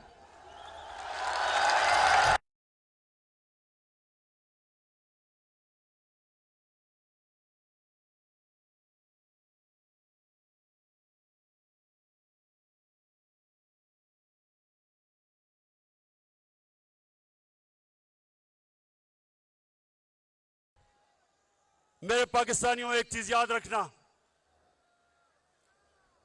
आप एक अजीम कौम है। अगर हम उस अजमत पे नहीं पहुंच सके, बहुत बड़ी वजह उसकी ये चोर हुक्मरान जिन्होंने 30 साल से इस मुल्क को लूटा है। 90 की दिहाई की मैं बात कर रहा हूं। मैं 70 की दिहाई में और 80 की दिहाई में हिंदुस्तान जब क्रिकेट खेलता था और क्रिकेट खेल के जब पाकिस्तान आता था तो लगता था एक गरीब मुल्क से एक खुशहाल और अमीर मुल्क में आ गया हूं। 90 की दहाई में जब ये 2 करप्ट खानदान इस मुल्क के ऊपर हावी हुए हैं, हर चीज में हम पीछे रह गए। सारे बर्रे-सगीर में हिंदुस्तान आगे निकल गया। 90 तक हम हिंदुस्तान से आगे थे, ह्यूमन डेवलपमेंट में आगे थे। यहां खुशहाली ज्यादा थी, गुर्बत कम थी। बांग्लादेश से हम इतना आगे थे कि कोई तस्वर भी नहीं कर सकता था कि बांग्लादेश भी एक दिन हमारे से आगे निकल जाएगा। इन 2 चोरों ने जब से मुल्क का खून चूस के मुल्क का पैसा बाहर ले जाना शुरू किया, हम पीछे रह गए। और मैं 25 साल से इनका मुकाबला कर रहा हूं। 14 साल अकेला इनका मुकाबला किया है। लोग तो बाद में मेरे पास आए हैं और मैं कभी भी कोई भी जाती मुफादात के लिए इतनी देर जंग नहीं लड़ता।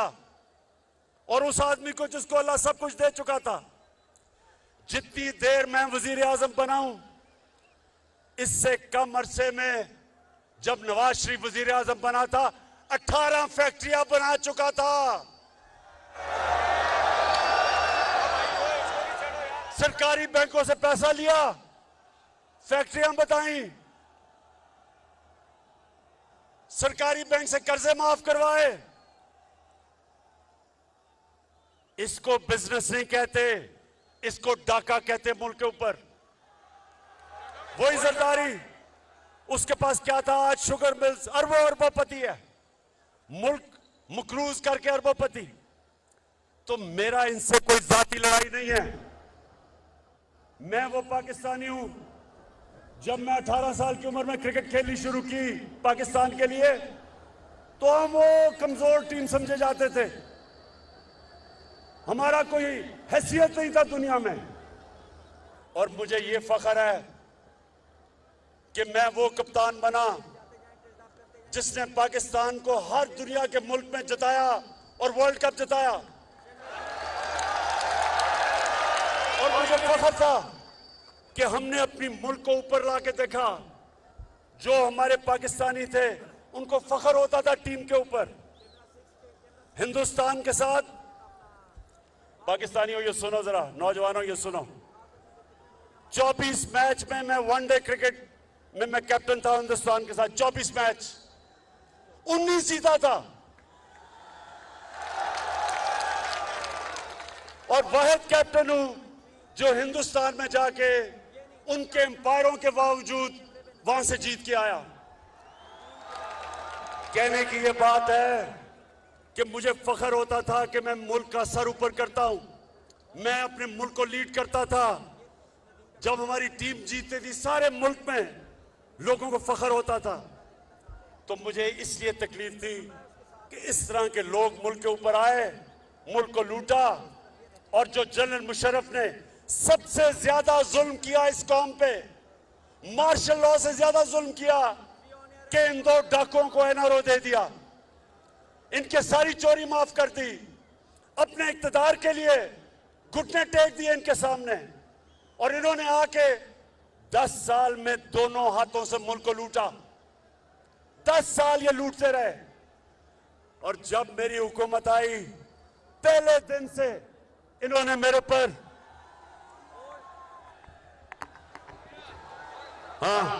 पहले दिन से मुझे ब्लैकमेल करना शुरू किया कि इमरान खान, अगर तुमने हुकूमत चलानी है तो हमारी चोरी और डाके माफ करने पड़ेंगे, एनआरओ देना पड़ेगा।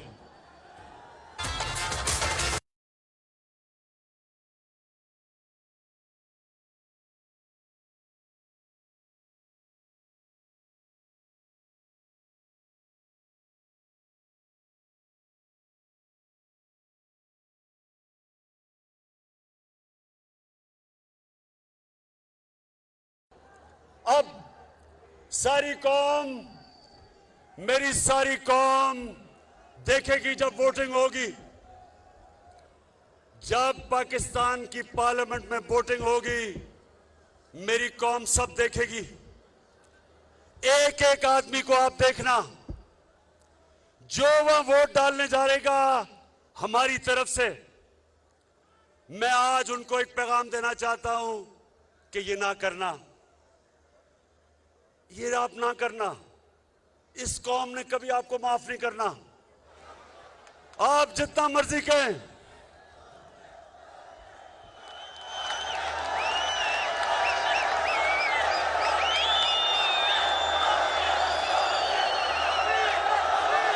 आप जितना मर्जी कहेंगे कि जी वो देखे ना, हमारे से हुकूमत ने अच्छा नहीं किया, देखें जी उन्होंने मेरे काम नहीं किए, देखें जी वो महंगाई नहीं रोकी गई। आपके पास जो रास्ता था वो एक ही है, जमहूरियत में एक रास्ता है, रिजाइन करो। अगर आपको हुकूमत नहीं पसंद आ रही तो रिजाइन करो। लेकिन 25 करोड़ रुपए सामने रख के और कहना कि जी तब आपका जमीर जाग जाए, वो कौम नहीं मानने लगी, कौम आपको माफ नहीं करेगी, ये कौम आपको माफ नहीं करेगी। सोशल मीडिया का जमाना है, हमेशा जब वो जमीर फरोश को प्रेस करेंगे तो आपकी शक्लें आ जाएंगी सामने। और आज मैं अपने नून लीग और पीपल्स पार्टी के एमएनएस को भी आज पैगाम देना चाहता हूं। मुझे ये बताएं कि आपने तो सारा वक्त कहा था कि नून लीग वालों कि जरदारी का पेट फाड़ के चोरी का पैसा निकालना था आपने। तो जब से वो इकट्ठे हुए हैं, चेरी ब्लॉसम और जरदारी, जब से ये इकट्ठे हुए हैं, तो इनको भूल गया है, इनको भूल गया है कि जरदारी चोर था। इसका मतलब कि वो सिर्फ चोर बुरा तब तक है जब तक आपके साथ नहीं है। इसका मतलब चोरी बुरी नहीं है, इसका मतलब चोरी बुरी चीज नहीं है। यानी कोई भी, इसलिए तो मैं पाकिस्तानी हूं, इसलिए मैंने रहमतुल्लिल आलमीन अथॉरिटी बनाई है। मैं अपने बच्चों को बताना चाहता हूं कि नबी की सीरत क्या है, नबी का पैगाम क्या था, दुनिया का सबसे अजीम इंसान बना, दुनिया का सबसे अजीम लीडर वो बने, उनका रास्ता क्या था। इसलिए हमने रहमतुल्लिल आलमीन अथॉरिटी बनाई है कि पाकिस्तान के बच्चे बच्चे को पता चल जाए, अच्छे बुरे की तमीज उसमें आ जाए, वो हक के ऊपर खड़ा हो, वो बदी के खिलाफ खड़ा हो, वो ये ना कहे कि चोरी सिर्फ बुरी तब है जब मेरी ऑपोजिशन चोरी करती है, वो मेरे साथ मिल जाए तो चोरी ठीक है। और पीपल्स पार्टी वाले आप बताओ, 20 साल आप अपने लोगों को बताया कि नवाज शरीफ और शहबाज शरीफ से बड़े डाकू कोई नहीं, तो आप इकट्ठे हो गए हो। और बिलावल, जो तुम पॉलिटिक्स कर रहे हो नाना के ऊपर, ये तो नाना के कातिल हैं जिनके साथ बैठ गए हो।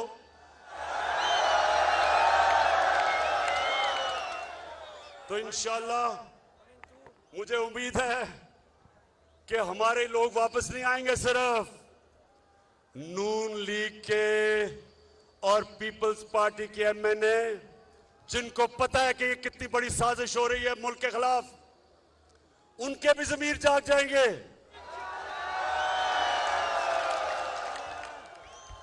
अल्लाह कहता है कुरान में, मैं जब चाहूं किसी को सीधे रास्ते पे लगा सकता हूं, कोई भी सीधे रास्ते पे लग सकता है।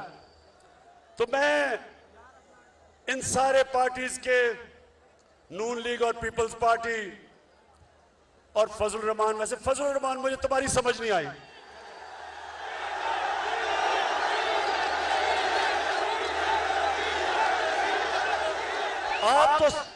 आपकी तो पॉलिटिक्स ही दीन के ऊपर है, आपकी पॉलिटिक्स दीन के ऊपर है।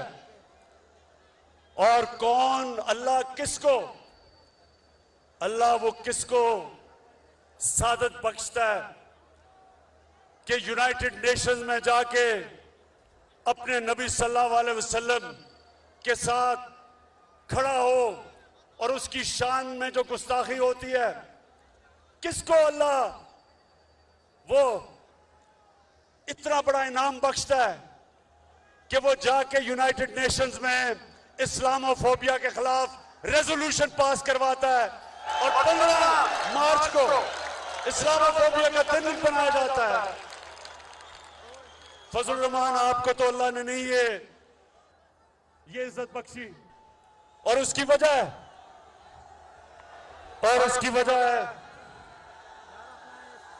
स्पीकर, हाँ उसकी वजह है कि आपकी नीयत अच्छी नहीं है। आप इस्लाम को इस्तेमाल करते हैं जाती मफादात के लिए, इसलिए अल्लाह वो आपको इज्जत नहीं देता। अल्लाह नीयतों के राज जानता है, अल्लाह जानता है दिलों के राज। फजल रहमान, जितने मर्जी इस्लाम की बात करो, अल्लाह ने आपको आज तक कभी वो एजाज नहीं दिया कि आपने दुनिया में कुछ भी इस्लाम के लिए किया। मेरी तरह के आदमी को, गुनाहगार आदमी को अल्लाह ने वो एजाज दिया है। मैं अल्लाह तेरा लाख लाख लाख शुक्र अदा करता हूं। अच्छा पाकिस्तानियों, मैं अब अपनी तकरीर खत्म कर रहा हूं, मुझे पता है आप जाना नहीं चाहते, मुझे पता है, लेकिन मैं तकरीर सिर्फ एक चीज पे खत्म करता हूं। आपने सबने मेरे से एक वादा करना है, एक वादा करना है कि आप मेरी कौम कभी, आप कभी इजाजत नहीं देंगे किसी पाकिस्तानी हुक्मरान को कि मेरी कौम को किसी के सामने झुकने दो। हाँ, बताएं, कभी इजाजत ना देना, कभी आपने इजाजत नहीं देनी किसी हुक्मरान को वो किया जो उन्होंने हमारे पाकिस्तान में अमेरिका की जंग लड़के किया, उसमें शिरकत करके 80,000 पाकिस्तानियों की कुर्बानी दिलवाई, हमारे कबायली इलाके को बर्बाद करवा दिया।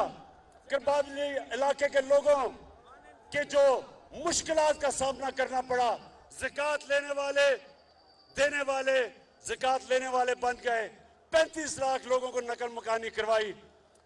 कभी मेरी कौम किसी हुक्मरान को आपने इजाजत नहीं देनी कि हमारे मुल्क के मफादात के खिलाफ, हमारे लोगों के हकूक के खिलाफ कोई भी हुक्मरान जाए। पाकिस्तान जिंदाबाद, पाकिस्तान पाइंदाबाद।